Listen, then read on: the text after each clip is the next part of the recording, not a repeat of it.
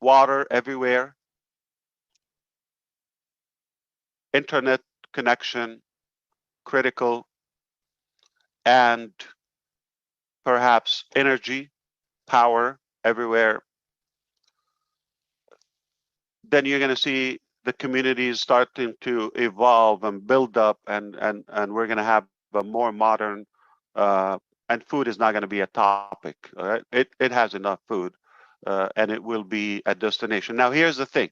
You know how we're the correction to the corruption is not a theoretical statement. Okay, Starlink.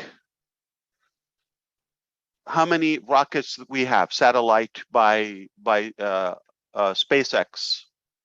Don't you think one or two can cover the entire continent with the best 5G internet connection? But it's not profitable for Mr. Musk. Somebody got to pay that bill. Passive doesn't look that way. Okay, so we don't look at how much we're going to make.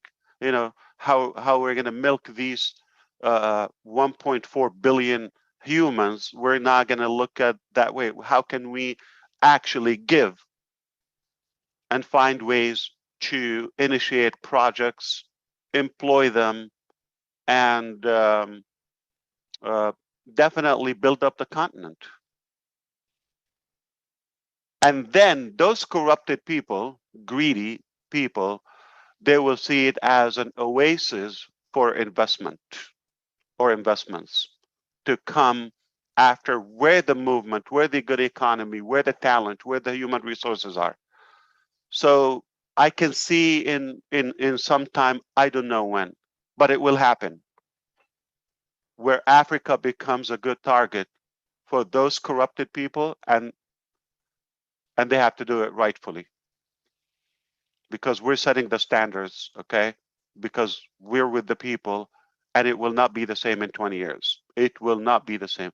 So I don't want you to think, oh, how can we, chip in and poor countries and black, broke, uneducated people? That is a misconception. They're intelligent, they're tough, okay? They have an amazing will. Nothing will get in their way, but they just need the right resources and a good strategy, and just get out of their way. You don't need to help them. They will help you. All right. So change your thinking.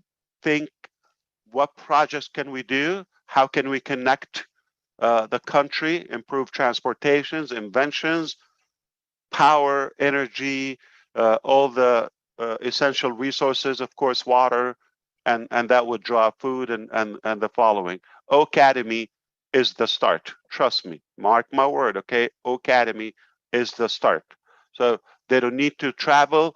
They don't need to beg for a visa or asylum or anything. Stay where you are. We're gonna bring education to your place, to your town, to your house, okay? And we're gonna build that continent. Now you choose. You want to be a part of this movement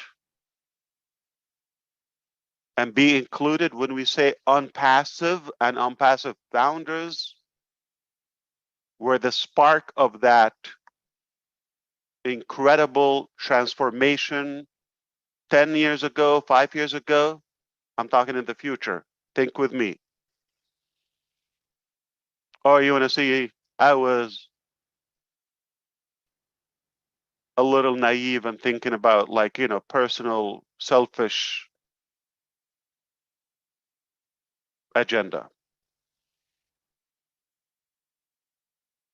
Oh, bless. Not so much we're going to chip in and just donations and all of that. There's not enough donations. Rich people can use donations, trust me, okay? Wealthy people, they don't mind more donations. So you can never have enough donation to cover the need of a whole continent, all right? Needless to say, the entire world. So bless is teaching people how to fish and building those equipments and vehicles, the tools for them to have the opportunity. I'm talking about creating businesses, developing, inventing. We're going to need manpower to do that. That's how I want you to start thinking. Yeah, thank you for the donation. You put $100 or pounds or whatever it is. It's not going to impact the planet. It's a temporary. It's like a band-aid on a severe pandemic. Not going to fix it. Okay. But if you create an opportunity, employ, and this is what we want to do. We will fund. We will support the projects, the ideas. Now, I hope if you understand what I said so far and what we're doing, if you know more of what we're doing in the background, again, all the credit goes back to the engineer and our teams there now, okay? If you understand that, you would wish like, oh, I wish I'm African too, or I wish I can go back. If you're African and you want to be there, that time will come. If it's not today, I'm just giving you a hint today. But that time will come where people are gonna, oh, I wish I go. I'm not talking about South Africa because it has the name Africa in it. It doesn't mean it's the most African country. Okay, let's kind of like, okay, it's even more British and white, if you wish, than any other nation in Africa. I'm talking about hardcore African countries. Take a look at the map and see how it is so enriched with every possibility. Let me give you a hint. Egypt alone, if we're talking about, because okay, we mentioned Egypt earlier, like the top first, the northern east part of Africa. Uh, did you know that it's a big country and it has 110 million people, their population as of now? Did you know that 110 million people live only on or occupy 6% of the land? 94% of the Egyptian land inhabited.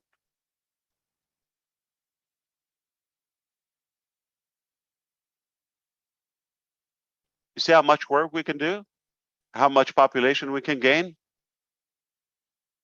They're just surrounded on the Nile River and the northern coast on the Mediterranean and some on the but it's hot on the east Red Sea side. How much opportunity do you have in a large country when 94% is like a desert, but it's not? So speaking of refugees, Somalian people go to Malaysia and Canada and US and some European countries and mistreated and there's no need for that. There's no need for that. So I hope you understand